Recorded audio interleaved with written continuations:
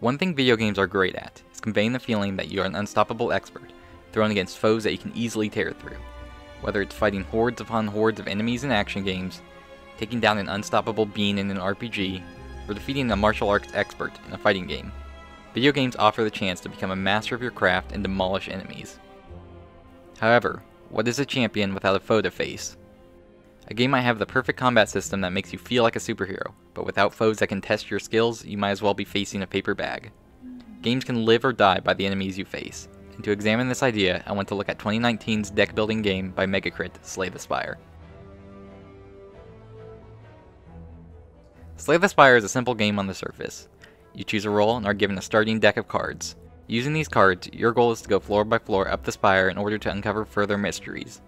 You do this by playing in turn-based combat. Each turn you start with 3 energy that are used to play cards, and a handful of new cards. These cards each have different energy costs and effects. Most deal damage to enemies, grant you block to protect your health from enemy attacks, or just make the game state a little more beneficial to yourself.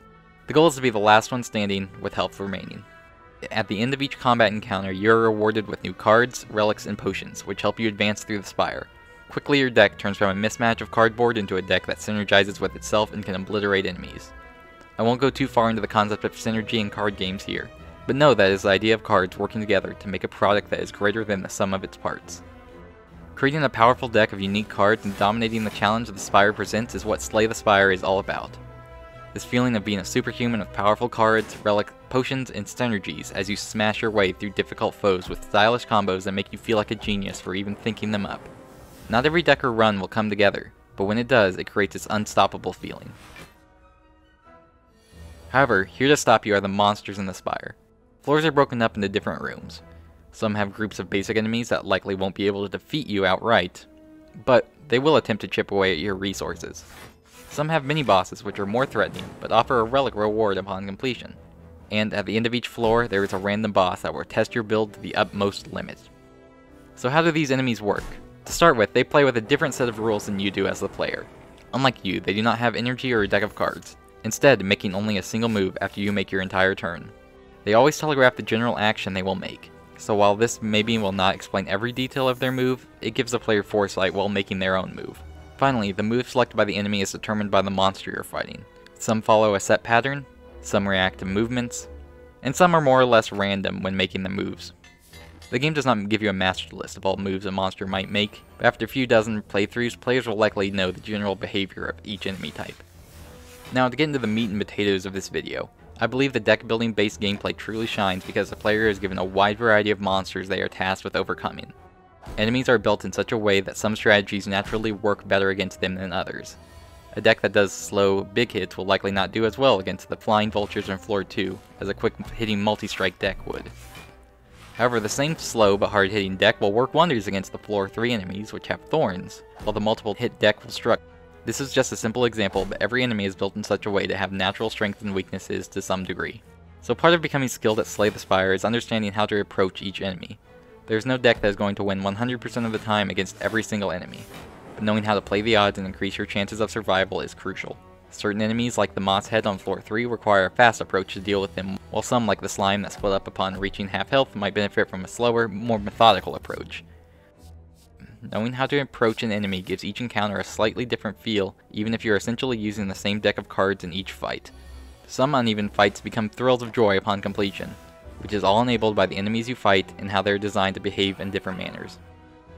Now the previous point would be null and void if the enemies were not predictable by some degree.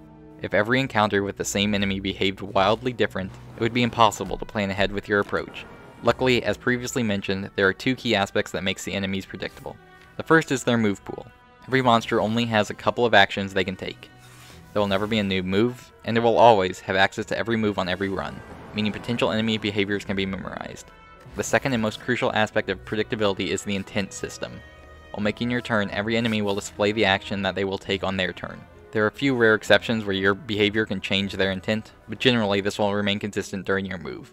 This allows you to plan ahead and make smarter moves as the player does not have to worry about a random worst case scenario. If the monster says it will hit you for 25 damage, you know it will hit you for that much when the time comes.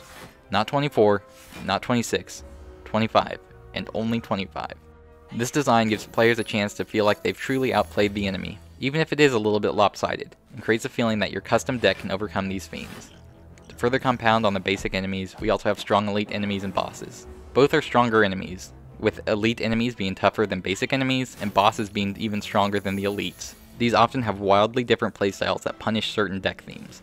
For example, the Time Wizard can destroy decks revolving around zero-cost energy cards and multiple drawing, while the Floor 3 Beast Boss can counter power-based decks. These are often huge threats that can end a run. As previously mentioned, these types of enemies will be the main source of your downfall, as the basic enemies will likely only wear down your health and resources along the journey. So why do these enemies matter? Well, first, the enemy variety gives the game more replayability, as each deck is a slightly different experience. Secondly, the enemy variety adds to the difficulty of the game, which gives a sense of accomplishment knowing you slayed the Spire.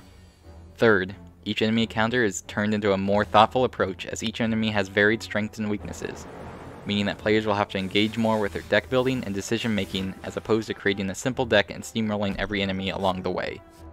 Fourth, it creates a more satisfying victory when you beat an unfavorable matchup, creating those all-important stories to tell your friends when playing a single-player experience like this. Fifth and finally, the enemy intents give it a sense of counterplay and decision-making that would have been missed if the enemies didn't telegraph their next move. One thing I would like to briefly mention is that enemies are not only varied in their turn-to-turn combat, but also in the map screen. Different paths can be taken to either avoid potentially deadly enemies or to tackle more difficult enemies to gain rewards. The enemy behavior comes into play here as well, as you might be trying to avoid certain enemies that can counter you particularly well. So what is the purpose of looking into the enemies and how they operate?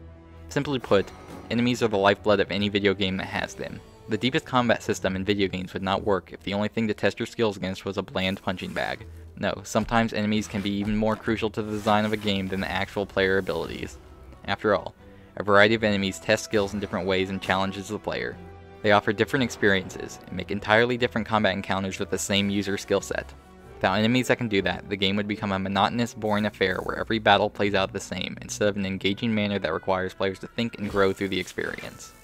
And this is not unique to Slay the Spire by any means. I simply bring up Slay the Spire because I believe they have one of the best examples of this concept of enemy diversity than most other games.